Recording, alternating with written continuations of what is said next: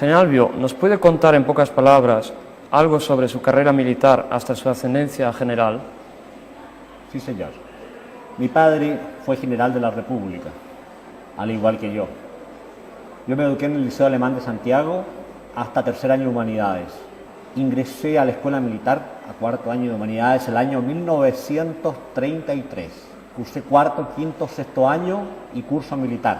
Me recibí de bachiller y salí como oficial en el arma de artillería el 1 de enero de 1937, destinado a la Escuela del Arma, a la Escuela de Artillería. De ahí estuve en varias unidades del ejército dentro de mi país.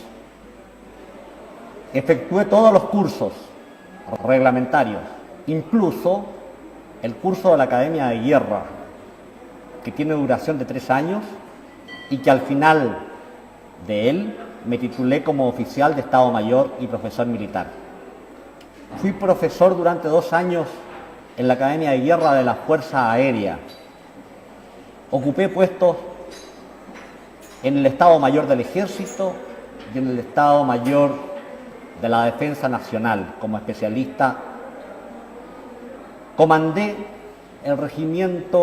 un regimiento de frontera en el norte de Chile, que agrupa dentro de sí todas las armas y que está capacitado para cumplir cualquier misión táctica de combate en forma independiente.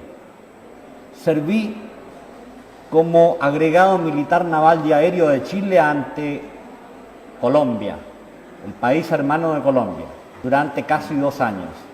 Fui director de la Escuela de Artillería y ascendí a general el año 1969, permaneciendo en ese grado durante 8 meses hasta obtener mi retiro.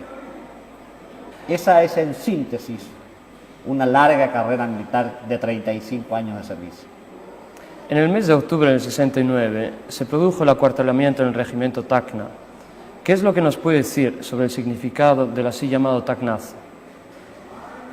El ejército se encontraba en una situación muy difícil, carente de recursos humanos, materiales y económicos, en forma tal que hacían prácticamente inefectiva su actuación como organismo armado y por lo tanto no habría podido cumplir en ningún momento la misión para la cual estaba organizado el ejército. Es así que hice presente estas deficiencias como responsable del mando de la Primera División de Ejército y como corresponsable del mando de la institución. Hice presente, en repetidas oportunidades al comandante en jefe del ejército de esa época, en forma oral y por escrito, de estas deficiencias y de la urgencia enorme que había en solucionarlas. Desgraciadamente, no fui escuchado. En vista de esto, pedí conducto regular para hablar con el ministro de Defensa Nacional, lo que me fue concedido. También esta persona no me escuchó, no le dio mayor importancia a mis planteamientos, porque ya habían decidido, entre ellos el comandante en jefe del ejército, concederme el retiro en atención a que era una persona un poco molesta, que no los dejaba vivir tranquilos.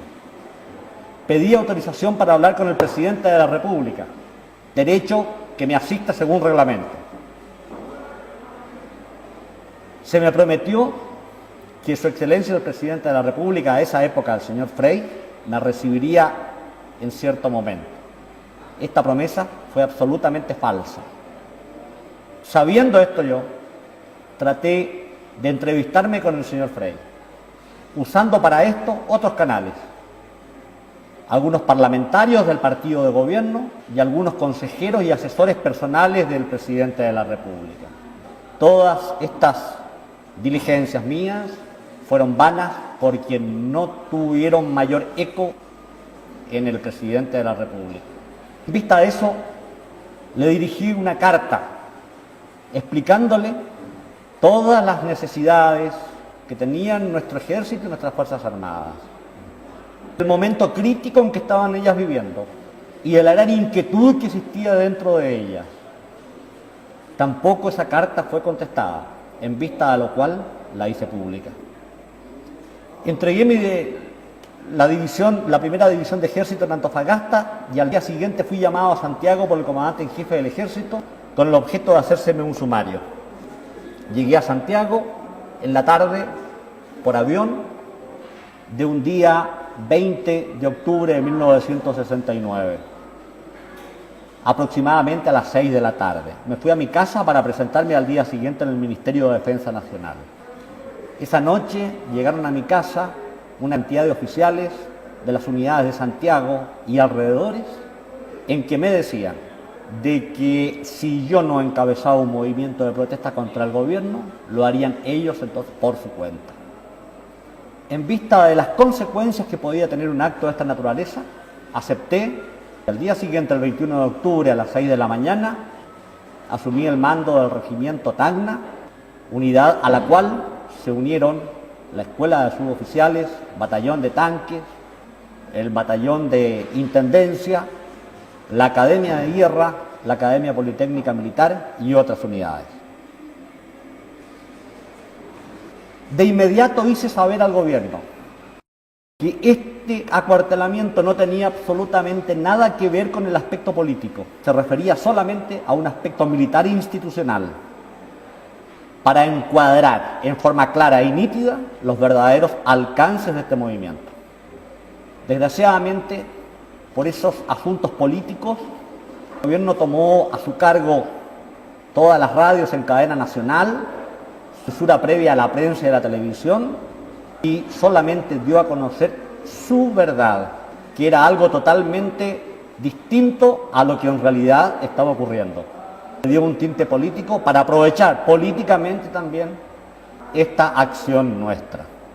Sin embargo, los periodistas acá en Santiago de Chile sabían cuál era la realidad, puesto que ese día muy de mañana estuvieron más de 100 de ellos en una reunión de prensa efectuada en el Salón de Honor del Regimiento Tacna, en la cual les expliqué en forma clara y precisa los alcances de este movimiento.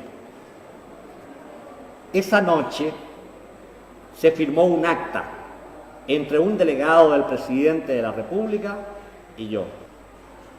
Con esa acta se ponía término a este acuartelamiento y el gobierno aceptaba preocuparse de forma efectiva, rápida, urgente, de todos estos aspectos que eran fundamentales para la existencia misma de la institución a la cual había entregado toda mi vida. Prácticamente, señor, en líneas generales, sin entrar en mayores detalles, es eso lo que ocurrió en el acuartelamiento del Regimiento Tacna. Deseo agregar que esto fue algo totalmente espontáneo, sin preparación ninguna, y que como comandante de la primera división de ejército de Antofagasta, al llegar acá a Santiago, al día siguiente de haber llegado a Santiago, las unidades de la segunda división de ejército entraron en forma espontánea, repito, a obedecer mis órdenes. Señor general, un año más tarde, el día 22 de octubre de 1970, se produce el atentado al general Schneider, que culminó con la muerte de este último. Usted se declaró responsable, en cierto sentido, de la acción que provocó la muerte del general Schneider. ¿Nos puede contar detalladamente cómo se provocó tal situación y cómo se desarrolló? Sí, señor. Quiero primero aclarar de que nunca jamás he dicho que yo soy responsable de la muerte del general Schneider, puesto que nunca ha pasado por mi mente, ni he preparado ni ordenado a nadie que ejecutara una acción de esa naturaleza. Los hechos son muy diferentes, como me voy a permitir relatárselos a usted. El año 1970 se presentaron 3 candidatos para la elección presidencial aquí en Chile: el señor Alessandri, el señor Allende y el señor Tomis. El resultado de las elecciones dio un estrecho triunfo del señor Allende sobre el señor Alessandri. De acuerdo con la Constitución Política del Estado, el Congreso Pleno, o sea, la reunión de la Cámara de Senadores y Cámara de Diputados, tenía que decidir en una reunión en conjunto cuál de los dos primeros candidatos, o sea, de las dos primeras mayorías, debía ser elegido como presidente de la República. Se sabía de antemano que el Partido Demócrata Cristiano, con el candidato señor Tomic, tenían un acuerdo con el señor Allende para darle los votos a él en el Congreso Pleno. En vista de eso, el triunfo del marxismo-leninismo en Chile era una cosa totalmente cierta y sabida de antemano. A mediados del mes de septiembre de ese año, tomé contacto con algunos jefes militares, entre ellos con el comandante general de la guarnición de Santiago, general de ejército, con el comandante en jefe de la Armada, un vicealmirante, con la segunda antigüedad de la Fuerza Aérea, un general del aire, y con el director general de Carabineros. Y convinimos en que esto no era posible entregar a un país libre como Chile bajo la dependencia de una potencia extranjera, de un imperialismo extranjero como es el imperialismo soviético, y a arrojar a nuestro pueblo en una esclavitud como es la que representa el comunismo internacional. En vista de esto, decidimos dar un golpe de Estado para que una junta militar presidida por el comandante y jefe de la Armada gobernara el país durante cierto lapso, 1 o 2 años, con el objeto de poner orden y tranquilidad en el país para volver entonces a un régimen normal de acuerdo con la forma de pensar y la forma de ser del pueblo chileno. Es así como se llegó a la conclusión de que había la necesidad de dar este golpe de Estado en los últimos días del gobierno del señor Frei. Para esto, los jefes militares concluyeron de que era indispensable que el señor comandante y jefe del ejército de ese entonces, el general Schneider, fuera retenido durante 48 horas, con el objeto de permitir de que este golpe pudiera realizarse. Es así como se me encomendó a mí, que yo estaba en retiro, ellos estaban en servicio activo, para que a mi vez pidiera a un grupo de gente joven e idealista que cumpliera este cometido, esta acción. Así se hizo. Se le dieron instrucciones personales de parte mía al jefe de ese grupo civil que no se podía causar el menor daño al señor general Schneider. Para esto se les dio instrucciones en el sentido de que no debían de usar armas de fuego el personal que tenía la misión de retener al general Schneider. Se les entregó un tubo spray con el objeto de que si el general intentaba defenderse, pudiera entonces con el gas del tubo spray dejarlo sin conocimiento durante breves momentos, los necesarios entonces para cambiarlo de un auto a otro. Se le tenía una casa preparada, según supe, y con todas las comodidades del caso. Desgraciadamente esto no se realizó así, como estaba dispuesto. Y en vez de esto degeneró en una balacera, en un crimen. Esta balacera, este crimen, hasta este momento no sé debido a qué pasó, ni cómo pasó. Incluso hay versiones de que miembros de la extrema y de la ultra izquierda se habrían infiltrado y habrían ellos disparado con el objeto de hacer fallar esto y al mismo tiempo de culparnos a nosotros de ese crimen. Esto lo está actualmente estudiando la justicia. Está en el último escalón, el escalón superior, que representa la Corte Suprema, y creo que en el mes de mayo ya podremos obtener ya un resultado definitivo de las investigaciones y una sentencia completa de esta Corte Suprema. Eso es en síntesis lo que pasó con el asunto del general Schneider, que no es algo aislado, sino que forma parte, una parte pequeña, digámoslo así, del asunto capital, del asunto fundamental, que era el golpe de Estado para no permitir la subida del comunismo internacional al poder. Por eso quiero ser bien claro y enfático, es decir, que jamás se me ha pasado por la mente, ni jamás he actuado ni dado instrucciones a nadie de matar a nadie, porque eso sencillamente sería contradecir la tradición de varias vidas, las de mis antepasados y la mía.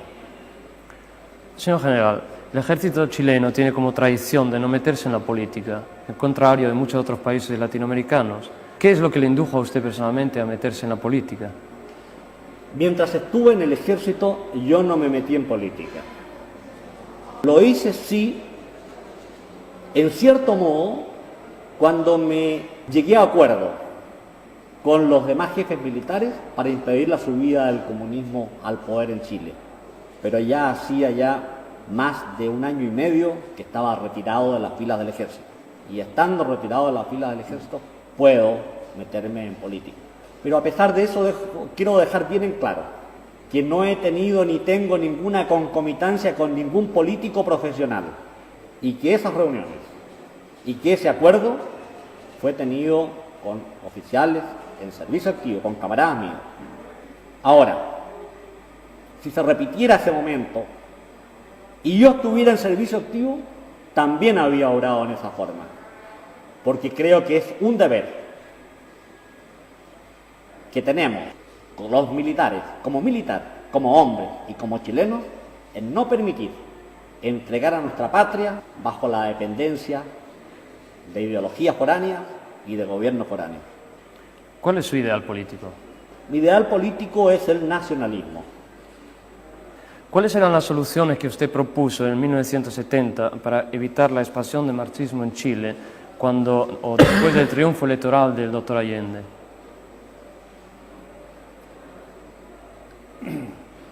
En realidad yo no propuse ninguna solución a ningún político, porque vuelvo a repetir, no he tenido concomitancias con ellos, sino que solamente a nuestros compañeros de armas, sí, en nuestras conversaciones tocábamos levemente este punto, porque no queríamos profundizar mayormente en él tampoco. La médula, la sustancia de nuestra manera de pensar en ese momento, y que es la misma de ahora, es un pensamiento de carácter nacionalista, profundamente chileno, que significa pensamiento y acción. Pensamiento porque se entrega por entero a trabajar por el bien del país, por el bien de Chile. Sacando la savia que lo nutre de nuestra historia, de nuestro pasado, con proyecciones hacia el futuro del hombre y de la nación chilena. Porque respetamos al hombre como ser humano, como testigo consciente de la creación, porque creemos y estamos convencidos de que fijando los grandes objetivos políticos de la nación, podremos aunar a nuestro pueblo tras ese objetivo común, en forma solidaria, haciendo a un lado el odio y atrayéndolo por medio del amor. Y esa acción, porque estamos también convencidos que nuestro nacionalismo es esencialmente pragmático y se amolda a cualquiera de las circunstancias existentes. Y además quiero agregar que nuestro nacionalismo no es excluyente, sino que tiene una conciencia iberoamericana. Antes de las últimas elecciones del mes de marzo, usted dijo que los partidos políticos habían superado su función histórica. ¿Qué es lo que usted propone en lugar de los partidos políticos actuales? En vez de los partidos políticos que lo único que hacen es crear divisiones y odiosidades entre la gente, parcelando las voluntades de los chilenos, en vez de este profesionalismo politiquero, que es lo que ha llevado y hundido a nuestro país con su demagogia, con su mentira y con su escándalo, yo creo que debemos entonces volver a los organismos intermedios de carácter natural entre el hombre y el Estado. Señor general, usted pidió al pueblo que demuestre firmemente a través de las elecciones que el marxismo se puede derrotar. Ahora bien, después del resultado que obtuvo la Unidad Popular, ¿cómo considera usted la situación? Considero que el marxismo fue derrotado porque un 56%, sin duda que en todas partes del mundo, es mayor que un 44%. ¿Nos puede concretizar el concepto que usted usa de nacionalismo chileno? Nacionalismo chileno para mí representa un Estado integrador, no acepta por ningún motivo la lucha de clases. Para nosotros los nacionalistas existe una sola clase, la de los chilenos.